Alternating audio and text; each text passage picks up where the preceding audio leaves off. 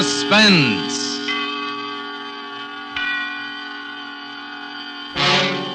Tonight, Autolite and its 96,000 dealers present Mr. Gregory Peck in Nightmare, a suspense play produced and edited by William Spear. Friends, Autolite welcomes you to Suspense. And this is Harlow Wilcox, urging you to do yourself and your car the great, big, bountiful favor of replacing old, worn-out, narrow-gap spark plugs with a set of new wide-gap Autolite resistor spark plugs. That's the biggest news I know. But I've also been told to tell you that Suspense is going to receive a great, big, important national honor tonight during our usual between-the-acts intermission. And say, when it comes to honors, you'll want to award your car a set of wide-gap Autolite resistor spark plugs. Your engine will idle smoother, give better performance on leaner gas mixtures, actually save gas. And if you want the real lowdown on how Autolite resistor spark plugs reduce television interference, see a copy of this week's Saturday Evening Post and turn to pages 8 and 9. See your Autolite spark plug dealer today. And remember, you're always right with Autolite. Oh, and remember, too, Suspense on Television returns to many stations throughout the nation Tuesday night, September 6th.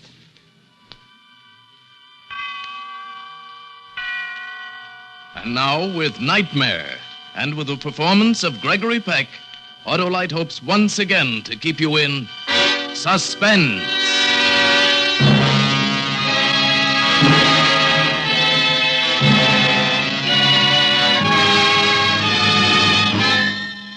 They say every nightmare has a prelude, something that inspires it, something that happened or almost happened that your inmost mind seizes upon. It lives there in the back of your head, and it multiplies itself and fattens on tiny fears until it's grown into a monstrous, bloated horror. And then when it's full-sized with dread, it springs out at us from evil blackness at night when you're defenseless in sleep. The prelude to my nightmare occurred at 6 o'clock that evening, the 3rd of July. Since Elsa's illness, I'd been walking home from the station evenings instead of having her meet me. It's a pleasant 6 or 7 blocks along Hartsdale Road and then up the hill to Ridgecrest. Just at the corner there, the kids play baseball. The signs say slow children and everything, but it's a nasty spot, and coming down the hill, a guy might... Look out! Look out! Hey, you, what's the matter with you? Don't you know that you could... I didn't see him, brother. They got no right to play him. Have you been drinking? Oh, me? No, because if you had, I'd pull you out of that car so fast and take you over to the police. All right, brother. Calm down. Nobody's hurt. Nobody's hurt. Just a little scared.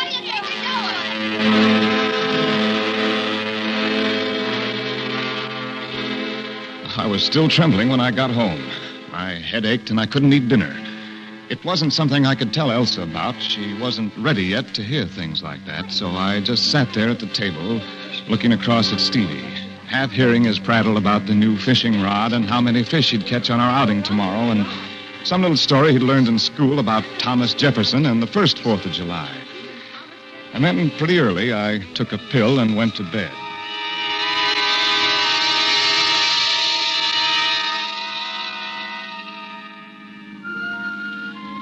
It was the next afternoon. We were driving along, my wife, my boy, and myself. You know that winding road that leads up from Kingston to Fallstown in the trout country? A lot of hairpin turns and a few bad shoulders, but beautiful, beautiful scenery. And that's what we all needed after her nervous breakdown. A little slow around the turns, Ben. Why do you drive so fast? You're never driving too fast as long as you feel the car's under control. Bet it wasn't under control a minute ago. What a curve. Ben, the gas tank's almost empty. Why didn't you listen to me and fill up at the last station? There's always a reserve after the empty mark. Bet we run out of gas. Well, it seems to me, youngster, that when I tell you that... What's wrong? Why are we stopping? Oh, that's what I'd like to know. You know, Dad. You know. Yeah, I know. Out of gas. Oh, Ben. Will you ever learn? Well, everybody runs out of gas once in a while. Okay, well, it's a nice day for me to take a hike. But, Ben, is it all right to be parked like this? On the curb, so close to the road? Well, why not? Where's the traffic? Only adventurers like us know about this road. Well, goodbye, folks. Oh, goodbye, Mr. Know-It-All. I'll go with you, Dad. Oh, no, you'll stay here. Rule of the woods. Always leave one man behind to protect the women. Oh, can I take out my rod? Can I practice how to cast? Sure. And you, lady, you wipe off that smile. With my feet, this is a first-class tragedy.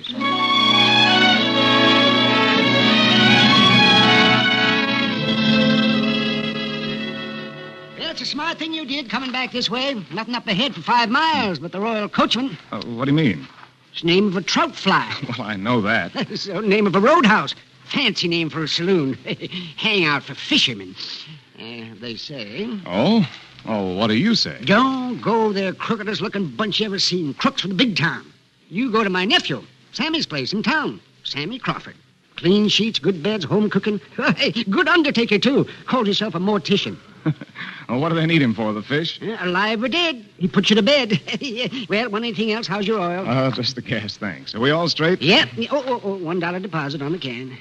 Give it to my nephew, Sammy, and let him take the $1 off your bill. Oh, well, we may not see Sammy. We'd like to pitch camp tonight. Yeah, got a place? No. Oh, that's bad. Gets dark mighty quick up this way. You sleep at Sammy's, mister. Better make a reservation. Trout season. Well, maybe you're right. You got a telephone in there? Sure have. 15 cents. Oh, this is going to be expensive fishing. Oh, what's nephew Sammy's number? It's right here on the wall, over the phone. Oh, say, look at that fella coming down the pike there. 80 miles. Bound for the roadhouse. Can't wait. Say, there are 24 numbers over this phone. Pick the biggest one, the one in red. Oh, look at him go, would you? Come on, you crazy fool, you. You're going to save 5 minutes if you have to kill 5 people to do it. Will you try to straighten out some of them bends up ahead? You crazy fool.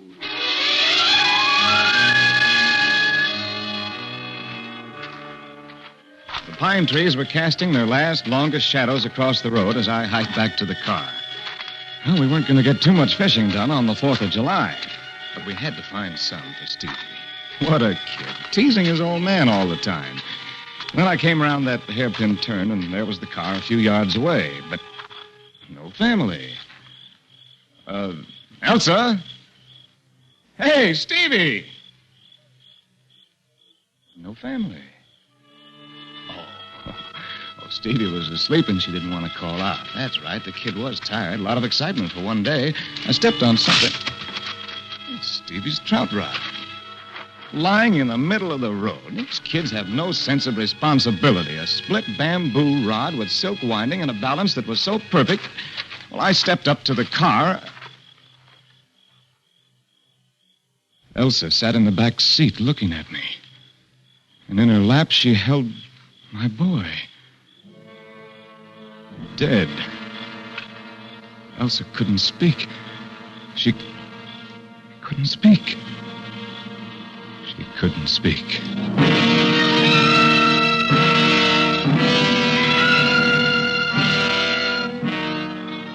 I forced some brandy between her teeth and made her swallow it. Her hands were like ice. I wanted to rub them, but I couldn't pry them loose from the boy. No!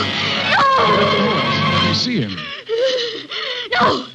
You want to make sure. I know. You want to make sure. Get away! Get away! Elsa, how did it happen? His trout rod. Always his trout rod. He was standing at the edge there casting. He wasn't on the road. He wasn't. And then there was a noise, a car coming up fast. You could tell. And before we could move, it came around the bend and it swerved. Elsa, what? There was so much dust. So much dust and pebbles everywhere. Such a thick cloud of dust. And Stevie flying out of it. Elsa. Like a ball or a bird. Flying out of it. Elsa, take some more brandy. It'll do you good. No, I don't want any. Get away. Elsa, you've got to take some more brandy. Elsa. That's how he looked. Standing in the road with the bottle in his hand. Who was standing in the road? The man who killed us. He came back? He got out of his car and he came over to where I lay in the road with Stevie. He had a bottle and he took a drink and he offered me a drink and he said he was sorry. And then he drove away. He said he was sorry. Sorry. Elsa. Sorry, Elsa, sorry. darling, Elsa, don't, Elsa. Poor little Stevie. Poor sweet little Stevie. Poor Stevie. My boy. And then it began to grow on me. Then the hate began to grow. She couldn't remember his car or the clothes he wore, and I couldn't make her describe his face. But I knew that somehow I'd find him. Couldn't be very far off, not in this part of the country. I'd find him. And when I did, I'd kill him.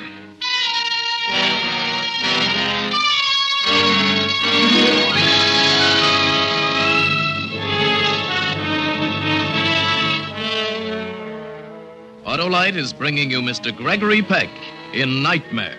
Tonight's production in radio's outstanding theater of thrills, Suspense.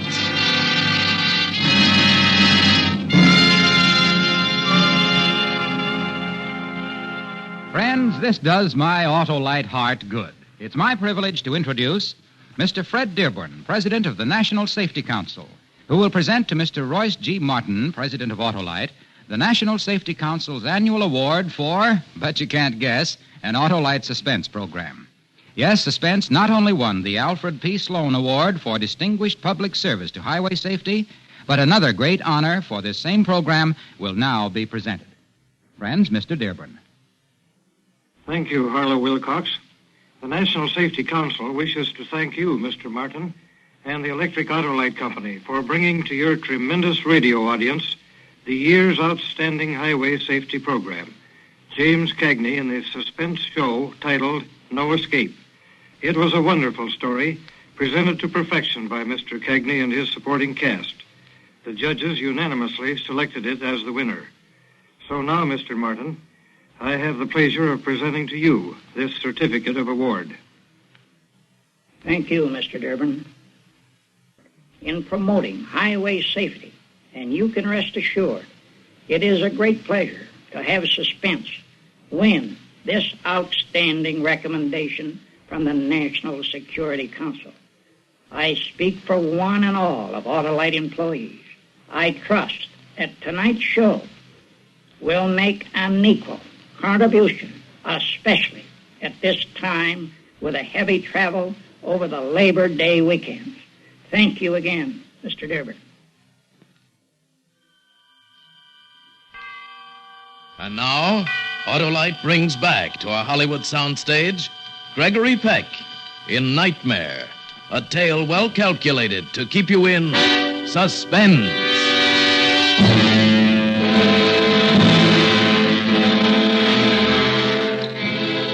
I plunged the car back into darkness toward the roadhouse. The killer, the dirty, dirty killer. There was so much dust. Dust and pebbles and Stevie flying out of it. Like a bird. Yes. Like a bird. Yes, Elsa. He got out of his car and he offered me a drink. He stood there and he said, "You better take a drink." Well, there's the Royal Coachman, that roadhouse. And he said he was sorry. We'll stop here and use the phone. There's a Sam Crawford in Fallstown. He runs some tourist house and a funeral chapel. I'll call him from here. Yes. Oh, the all the lights. Why are all the lights on? It's a roadhouse, Elsa.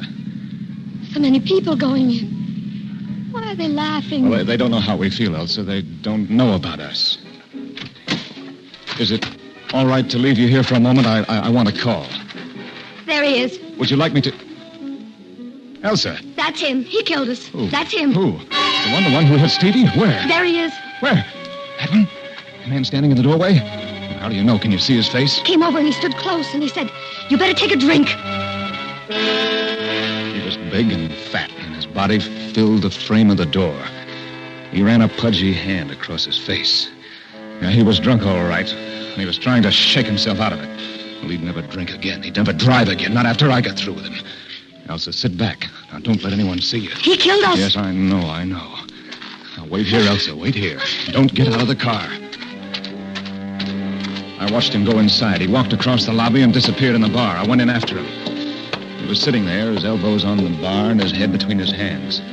I sat where I could watch him and still not be too close. Yeah, with soda. Before the bartender hardly let go, he had it down. And then his watery, bloodshot eyes looked about the room.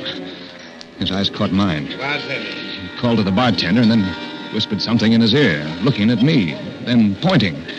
The bartender walked over. What'll it be, Mac? Nothing. Really, I don't care for anything. Oh, it's on this gentleman. Have a drink, fella. It's on me. No, thanks. Can't drink alone, never could. Come on now, have a drink. What'll it be? Can't soda, man. You gotta have a drink with him. Come on. Better take a drink with him, fella. Well, soda. Just plain soda, but I'll pay for it myself. Just plain soda. Please, here's the money. What do you think you're doing? He don't want your money. Ain't that right? Your money's no good here. He kept breathing in my face and talking and ordering more drinks. And I kept thinking of Elsa in the car. The way her eyes changed when she saw him. The thing in her eyes when she looked at him. That fat man breathing down my neck and guzzling like nothing happened. I'll have it again the same way. Come on, fella. Drink up. Come on. You can't drink that stuff without something in it. Drink it. Hey, give him something in that soda. I don't want anything. He don't want it. He don't want it. No, I'll have it again the same way. Coming up. He kept looking at me, breathing at me. He had the face of such an ordinary man, only very beefy. Such an ordinary man. How could he do what he did and then run away? I wondered who he was, what kind of work he did. Did he have a family? Did he have a son of his own?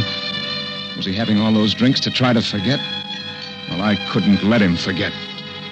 How long was he going to sit there? A couple of more drinks, and he finally got up. He threw a bill on the bar and started to go. Hey, your change. Never mind the change. He waved a pudgy hand. Big shot, big tipper. Very generous, nice guy. He even offered Elsa a drink after he killed our boy. I followed him into the lobby. He went to the desk. 257. Good night, sir. All right. He started for the elevator. I hurried to the stairway. I ran up to the second floor.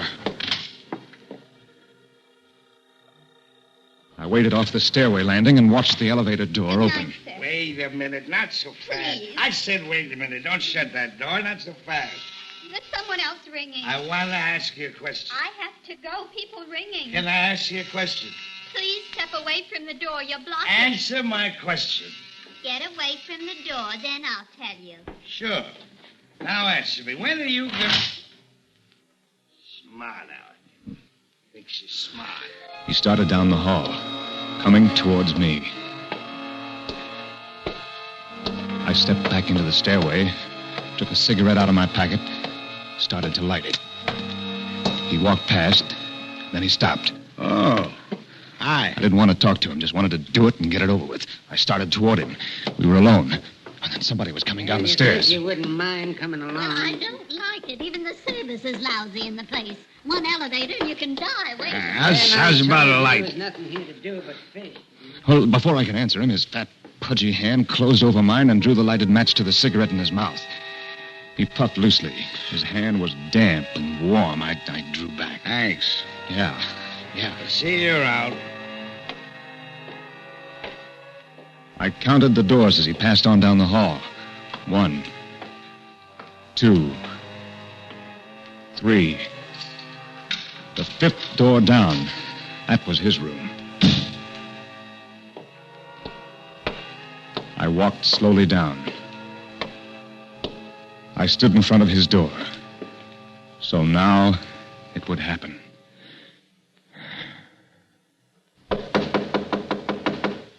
Who is it? Who is it? Who is it? Oh. What do you want? I want to ask you something. May I... Oh, sure. Come in. He waddled over to the bed and sat down. Hey, you sit down. His watery, bloodshot eyes blinking at me. I didn't know how to begin or what to do. The blind rage was gone. Something happened to me. Now, suddenly, I didn't know what I was doing there. What do you want? I walked over to the window, fumbling for some foolish excuse. It was no use. I couldn't kill anybody. I couldn't do it. I asked you, what do you want? I looked out of the window. The light from the neon sign on the roof made everything look so lonely and dead. What's the matter with you? And there was my car in the driveway, and Elsa sitting there. Her face, the thin outline of her face, so gray, her mouth pressed tight in a straight, hard line. What do you want from me? She was holding my son, holding him tight, pressed close to her, holding him. My son. What do you want? Why did you kill my son? Huh? You drunken fool, why did you kill my son? You're crazy. You're crazy. Bloodshot eyes bulging from his head, frightened and guilty. He reached for the phone and then I was on him. Why did you kill him? You killed him. You killed him. You killed him. You killed him. You killed him. Operator. You killed him. Operator. Operator. Operator. It was done.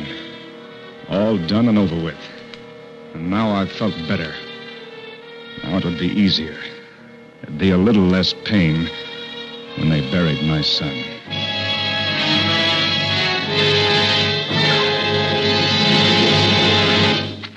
Elsa, you all right? He's dead. I made sure of that. Now let's get out of here. The twisted black top road unwound steadily under the headlights. But something had changed. It was no longer a road. It was a cloudy, misty jungle where everyone was old and haggard. And there were no children. And then we brought our boy into Fallstown.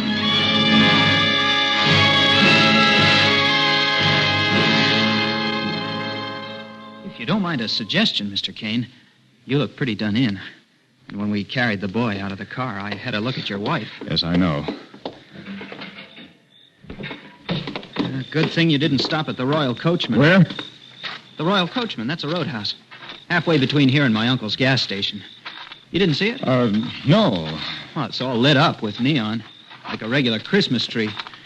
Troopers just phoned. There's a job for me. Somebody choked somebody to death. Lots of excitement. Oh, well, who did it? No, they'll find him. She looks bad, your wife. We ought to get her right to bed. Yes. Elsa? Now I have no son. Well, this is Sam Crawford, Elsa. He's going to take care of Stevie. And we're going to sleep in his house tonight. I think we need some sleep, don't you? That's him. What do you mean? That's him. He did it. He did what? He killed my son. Elsa. I'm Sammy Crawford, ma'am. I run the local... He killed us. He killed us. Elsa. Elsa. Look at me. Are you all right, Elsa? I don't think she knows what she's saying. He came over. He stood there with a bottle. He said he was sorry. Elsa. Elsa, this is Sammy Crawford. He wasn't there. He was here, miles away. He killed us. I'll get Doc Sadler. What's the matter with you, Elsa? I know he didn't do it. He couldn't have. I was talking to him on the telephone when it happened from the gas station. Elsa, we know who did do it. We know. And he's dead. He said he was sorry. He said he was sorry. Elsa. Look across the street. Elsa, do you hear me? Look across the street. Yes. Do you see that man walking toward the street light? Can you see him? Answer me. Yes. Well, just look at him, Elsa. That's all. There. Now he's under the light. Well? That's him. No. That's him. No. That's him. He did it. Elsa, He did it. Elsa, that's a minister. He did it. You know it wasn't That's a minister. him. You saw, and it That's wasn't him. Sam Crawford. He was talking to me on the That's him. telephone. That's him. No. That's him. No, Elsa. That's no. him. No. That's No. him. No. No. No. Ben. No. Ben. No. Ben, darling. Ben. Huh? What? Oh. Hi, Dad. Hi. Hello, Stevie. Hi. Darling, what on earth? You were dreaming something, moaning and great racking. It was a nightmare. Oh, Elsa, it was. It was. The dream you lost your job? Yes. Yes, that was it. How did you know? Because I know everything. Come on now. Up, out of bed. We've got a big day. 4th of July comes but once a year. Garage doors open, Stevie? Boy, will we burn up the road. Stevie, Wow. stop that talk. Why, darling. Oh, I'm sorry. You know, instead of going up by Fallstown and up there, we'll cut across just before Kingston and find our fishing over around Litchfield, huh? I feel like Connecticut today. Okay, Dad. I gotta go get my... What did you dream about, darling? It was so awful. Me? Well, since you have to know, I had a horrible, jealous dream. I dreamt you didn't love me. Oh, dearest. Oh, that was the wildest dream imaginable. Now, wasn't that a waste of time?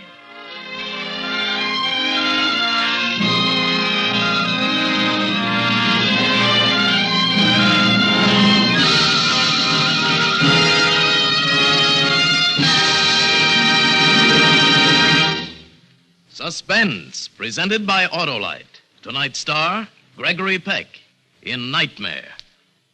Mr. Peck, the subject of our show and your character portrayal won't do highway safety any harm this Labor Day weekend. Today's newspapers carried some dreadful predictions of the accidents and deaths likely to happen. Yes, I saw them. And if I may, I'd like to add a few words of my own on this subject of safety. The mic is yours, Greg. Well, this evening, the Electric Autolite Company has been honored for its efforts on behalf of highway safety. You, too, can earn such an award. Of course, yours won't be quite the same. No bronze plaque or embossed certificates, and no one will pin any medals on you. Yours will be a greater, more personal reward. The deep-felt satisfaction that comes from knowing that you've taken care and not endangered your own life or the lives of others. So drive carefully, won't you? Today, tomorrow, always. Thank you. Yes, folks, drive carefully and drive happily, too, by switching now to new wide gap Autolite resistor spark plugs. They're ignition engineered to work as a perfect team with your car's complete electrical system. So for a smoother engine idle and long spark plug life, just remember, you're always right with Autolite.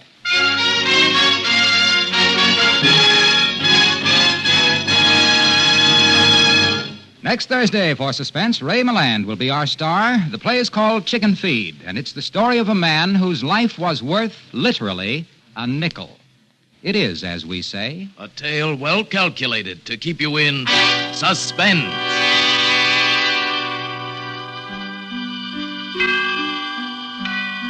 Tonight's suspense play was produced and edited by William Spear and directed by Norman MacDonald. Appearing with Mr. Peck were Lorene Tuttle and Alan Reed. Music for Suspense is composed by Lucien Morawek and conducted by Lud Bluskin. Nightmare was a radio play by Herb Meadows from a story by Samuel Bloss. Gregory Peck is currently being seen in MGM's The Great Sinner. Don't forget, next Thursday, same time, Autolite will present Suspense, starring Ray Milland.